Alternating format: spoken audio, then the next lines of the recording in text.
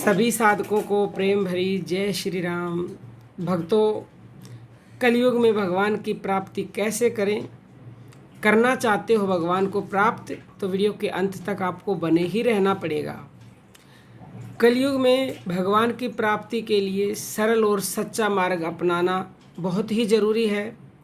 सबसे पहले व्यक्ति को अपने मन, वचन और कर्म से पवित्र बनना होगा, अर्थात सत्य बोलना होगा, दूसरों की सेवा और दया का भाव रखना होगा, ध्यान, प्रार्थना और भक्ति के माध्यम से भगवान के प्रति समर्पण भाव विकसित करना होगा, नियमित रूप से सत्संग में शामिल होना चाहिए और धार्मिक ग्रंथों का अध्ययन करना भी बहुत ही महत्वपूर्ण है। भगवान की प्राप्ति के लिए आत्मज्ञान और आत्म संयम का पालन करना बहुत ही अनिवार्य है। हमें अपने अंदर की नकारात्मक ऊर्जा को दूर करके प्रेम, करुणा और अहिंसा के मार्ग पर चलना चाहिए। अपने अहंकार को त्याग कर नम्रता और विनम्रता को अपनाना भी आवश्यक है। भगवान का स्मरण करते हुए अपने कर्मों को निष्काम भाव से करना चाहिए, जिससे मनुष्य की आत्मा शुद्ध हो सके। इसके अतिरिक्त सच्चे संतों और गुरु का मार्गदर्शन लेना भी महत्वपूर्ण है। वे हमें सही दिशा में प्रेरित करते हैं और हमारी आध्यात्मिक यात्रा को सरल बनाते हैं। भगवत गीता, रामायण, महाभारत और अन्य धार्मिक ग्रंथों का नियमित अध्ययन और मनन करना भी लाभकारी है, क्योंकि ये हमें जीवन के मूल्यों और सिद्धांतों की शिक्षा देते हैं। इस प्रकार सच्ची भक्ति, समर्पण और धार्मिक अनुशासन का पालन करके हम कलयुग में भी भगवान की कृपा और उनकी उपस्थिति का अनुभव कर सकते हैं।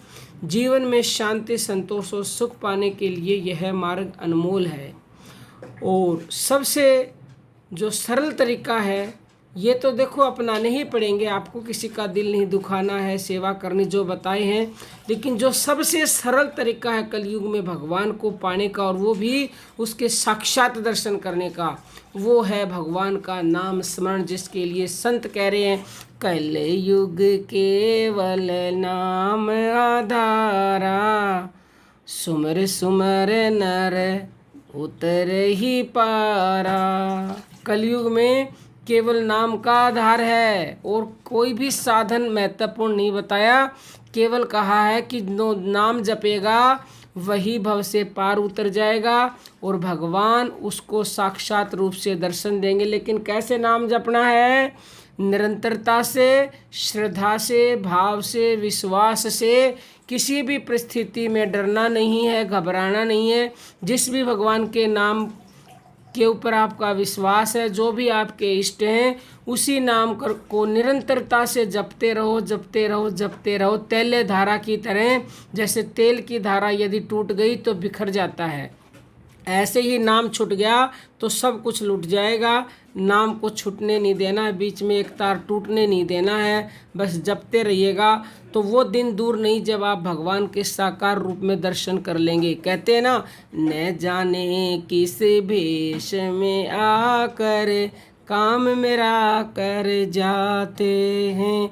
वो आएंगे, किसी ना किसी रूप में आपका काम कर जाएंगे, लेकिन निरंतरता से पुकारते रहो, राम नाम का जप करते रहो, राम नाम रटते रहो। जब लग घट में प्राण और कभू तो दीन दयाल के भनक पड़ेगी कान। तो उम्मीद करते हैं आपको आज की वीडियो पसंद आई होगी। पसंद आई है तो कमेंट सेक्शन में कमेंट जरूर कीजिएगा। और यदि आप ऑनलाइन गुरु दीक्षा लेना चाहते हो तो 9958515054 पर व्हाट्सएप मैसेज करें। और यदि आप सत्संग में दिल्ली में आकर के दीक्षा लेना चाहते हो तो भी इसी नंबर पर मैसेज कीजिएगा। और दोनों नंबर वीडियो के डिस्क्रिप्शन में मिलेंगे। अब हम अपनी वाणी को विराम देते हैं। सभी साधकों को प्रेम भरी जय श्री राम।